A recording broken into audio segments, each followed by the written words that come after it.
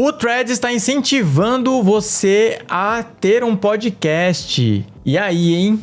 Vamos falar disso e muito mais no episódio do Daily de hoje. Eu sou o Gualonge. E eu sou a Bia. Esse é o podcast que te deixa informado todos os dias sobre marketing digital, negócios e muito mais. Bom, galera, saiu uma notícia aqui, vou até ler para vocês. O Threads vira hub de podcast com novas funcionalidades. O Threads lançou integração nativa com Spotify. Podcasters podem vincular seus programas ao perfil, publicar previews de episódios no feed e os links agora aparecem com thumbnails destacados. E aí, beleza, tá? Basicamente é isso. O Threads está incentivando você a ter seu próprio podcast. Alguns dias atrás a gente falou do X também, incentivando você a ter sua newsletter, né? Lançando a própria newsletter dentro do X. Por que será que essas plataformas que têm grande impacto em vídeo, em conteúdo curto, de fácil consumo, digamos assim, a pessoa... Fácil desenvolvimento e fácil consumo, né? Estão sugerindo investir em conteúdos longos. Ou de leitura, ou de, enfim, podcast. Vídeo, áudio. Por que será? A gente vai falar um pouquinho disso hoje, né? Quer falar alguma coisa sobre isso? Não, vamos lá. Vamos falar agora já de uma vez. Boa. Enquanto isso, né, a gente... Olha só que louco, galera. Eu fiz uma entrevista pro Afiliados Brasil. A gente vai sair na revista esse ano de novo. Que legal.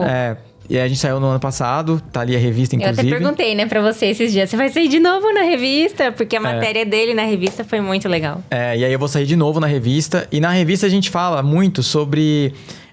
nesse ano a gente falou muito sobre conteúdo. E aí conteúdo é o seguinte, pessoal. O que eu sempre falo que é o maior erro dos empresários, o erro de quem cria conteúdo e quer vender alguma coisa na internet, é você criar conteúdo só para as plataformas principais, aquelas de vídeo curto, por exemplo, Reels, Shorts, e não levar a pessoa para lugar nenhum. Não levar a pessoa para um próximo passo, não levar a pessoa para poder interagir com você em alguma comunidade. E aí, quando você para ver como as plataformas funcionam e como elas incentivam a você fazer, só reforça essa minha teoria de que você tem que fazer um conteúdo curto para chamar a atenção e transportar essa pessoa para um conteúdo mais profundo. A gente pode até linkar com o assunto que a gente tá falando hoje no almoço, né? Sobre diferença entre campanha, tráfego e impulsionamento. Porque a campanha e o tráfego, ela é mais um conteúdo de venda, é um conteúdo mais assim, chamando, vem, compra. O conteúdo, o impulsionamento é um mais tipo, olha, eu existo, olha como meu conteúdo é bom, olha, eu falo sobre isso, essas coisas. Então, o conteúdo curto pode ser a mesma coisa que o impulsionamento, né? Você levar as pessoas a te conhecerem pra depois falar, vem, aqui esse conteúdo tá mais profundo, vem ver esse conteúdo maior aqui, né? Exatamente. Então, porque se você fica só no conteúdo raso, no conteúdo curto, você até pode se tornar conhecido caso você viralize vários vídeos. Mas, convenhamos, não é tão simples viralizar vários vídeos. Você acaba tendo que fazer... Eu vi até um vídeo esses dias, achei tão muito legal. Era um médico, eu acho que era um médico ou algum especialista, um senhorzinho assim, né? Ele falando quando que a gente trocou a autoridade por isso que a gente tem hoje. Quando que a gente começou a ter médicos doutorados, assim... todo médico é doutorado, mas assim... Médicos, assim, super mestres mesmo naquilo que fazem... premiados, reconhecidos internacionalmente, tendo que fazer dancinha pra poder vender. Trendzinha. Ou trend pra poder vender. Ou ficar apontando, esse aqui ou esse aqui. Sabe? Então, assim... Isso mostra muito também o público de hoje, né? Assim, ou foco no público errado, né? Não é o público, aí que tá. Não é o público. É a falta de orientação que esses profissionais têm. Uhum. Porque a autoridade não se constrói dessa forma. Na verdade, você até destrói a sua autoridade. É muito raso, né? É muito raso. E tudo bem você fazer um conteúdo... eu quero fazer conteúdo assim pra chamar atenção. Tudo bem. E eu acho que você deveria fazer mesmo. Mas não ficar só nisso. Uhum. Trazer a pessoa pra um próximo passo. Trazer a pessoa pra um bate-papo. As plataformas estão falando isso pra gente. As plataformas estão mostrando pra gente que, não é só de conteúdo curto que se vive. Porque a retenção de um conteúdo curto é muito baixa.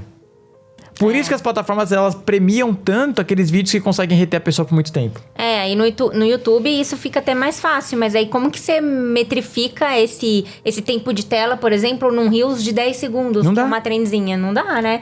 Mas aí tem um porém ainda maior. Se as plataformas já estão soltando tipo, newsletter do X, podcast aqui do Threads. Elas estão vendo isso por trás, coisa que a gente não tem acesso.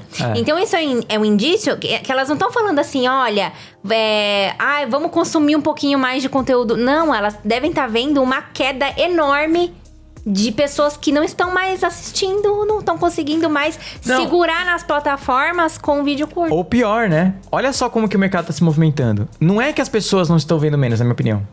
As pessoas continuam assistindo. O problema é que elas não engajam em mais nada.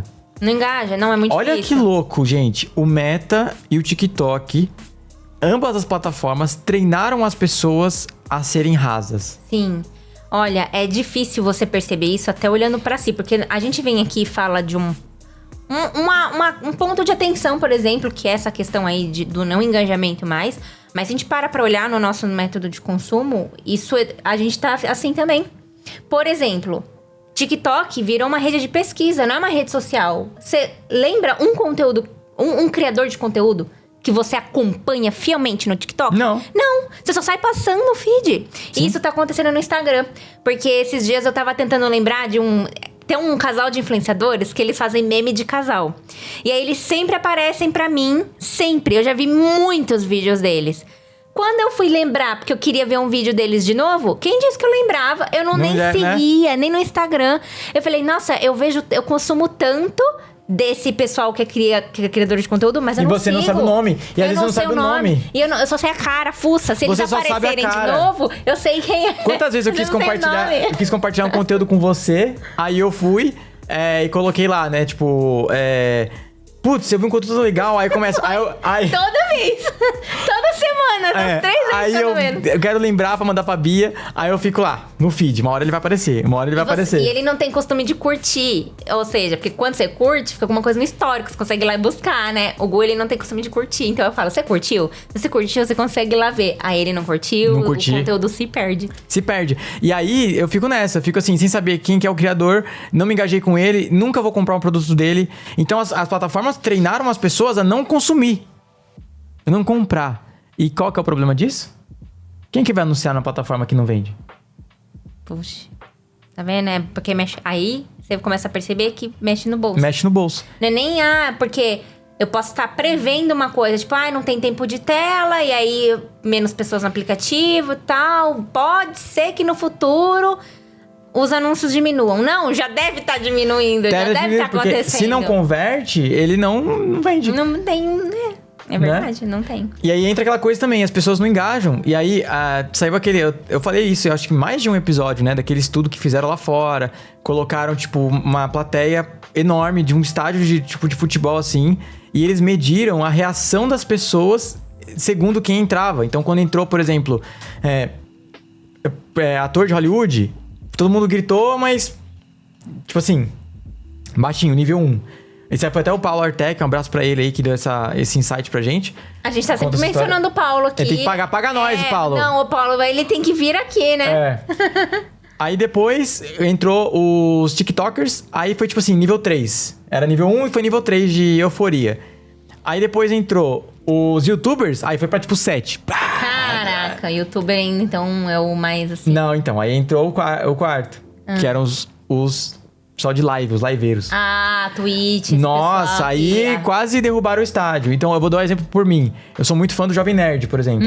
Quantos anos que eu acompanho eles? Nossa, mais de 10, né? Eu ativamente procuro os episódios pra poder ver.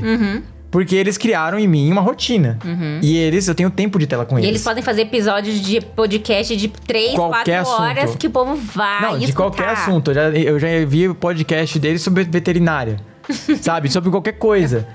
Tipo, Iberê lá do Manual do Mundo. Tem gente que cria uma comunidade tão forte que pode vender uma coisa nada a ver. Ele vai vender, entendeu? Vai vender. Então, acho que aí a gente... Mais um ponto aí, é criação de comunidade. Porque o tempo de tela, ele cria uma comunidade. Por isso que você fala das lives. Não é live, vou fazer uma live de 1 hora. Não é esse tipo de live, gente. É o tipo de live que o Gu tá falando. É aquele tipo de live que o povo fica o dia inteiro. É como se fosse um canal de TV. A pessoa fica o dia inteiro jogando, o dia inteiro batendo papo, o dia inteiro falando alguma coisa, né? Tipo na Twitch, no YouTube, que dá pra fazer essas lives bem longas, né? Isso cria um relacionamento, assim, muito próximo. E, gente, é de graça, né? Então, você criar essa comunidade. Muita gente tá focada, por exemplo, eu falei isso até num outro podcast, em fazer anúncio pra venda. Você deveria ter um anúncio só pra trazer público. Pro seu podcast, pra sua newsletter, pro que quer que você esteja fazendo. Então, é igual nós, por exemplo. Nós temos esse podcast que você tá ouvindo agora. Nós temos newsletter, que a gente tem 2. A gente tem várias outras coisas que a gente faz que retroalimentam e criam touchpoints com o nosso público. Eu, por exemplo, o Gu tem um canal mais dele, assim, que é nosso, né? Mais que de marketing.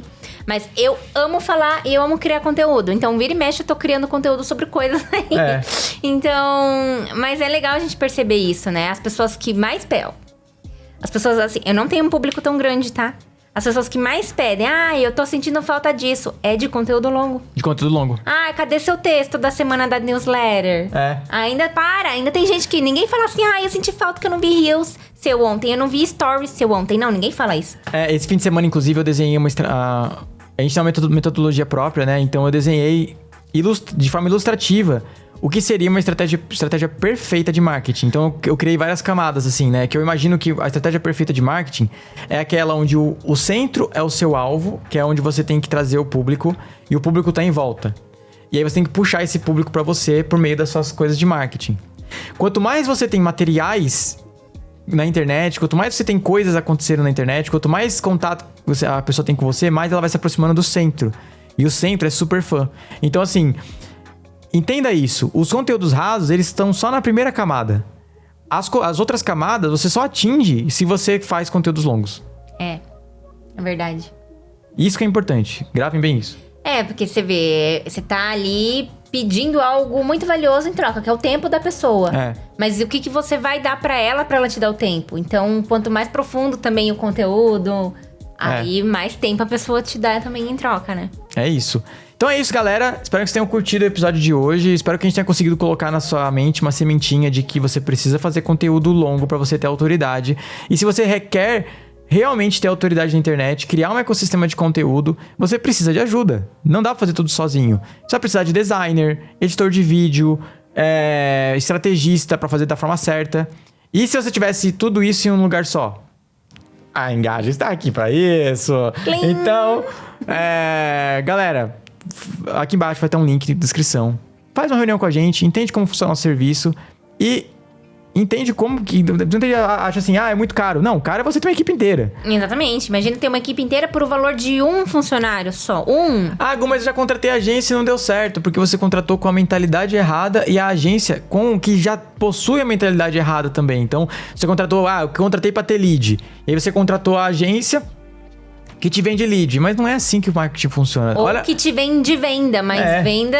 A nossa agência tem o foco em te ajudar com braçal. Você vai ter gente te ajudando. Exato. Então, isso que importa. E isso vai trazer resultado de verdade, tá? Né? Porque quando a gente tem autoridade, a gente nem precisa fazer a venda acontece automaticamente. Então é muito mais fácil você construir sua autoridade que traz vendas pra você do que você ficar correndo atrás da venda e ela correndo mais ainda de você. É que nem a lei da atração, né? Você não pode ir atrás, tem que deixar vir até você, né? Venha. Então é isso, galera. Espero que vocês tenham curtido o vídeo de hoje. Espero que você se inscreva também nesse canal. Estou esperando aqui seu like. Por favor, pode ir lá. Só esse joinha que tá aparecendo aí. Boa, galera. A gente se vê no próximo vídeo, então. Valeu.